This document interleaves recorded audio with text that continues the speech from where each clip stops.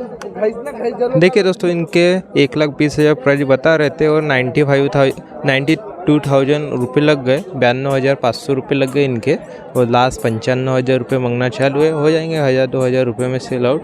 93,000-94,000 रुपये के sell out हो जाएंगे। बैल दे सकते क्वालिटी में कैसी तो सेल कर बैल है। और मोहपा बाजार नागपुर जिले में, इधर महाराष्ट्र में लगता है ये मार्केट हर बुधवार के। सो दे सकते वाइट में बैल है, क्वालिटी दे सकते आप कैसे है तो।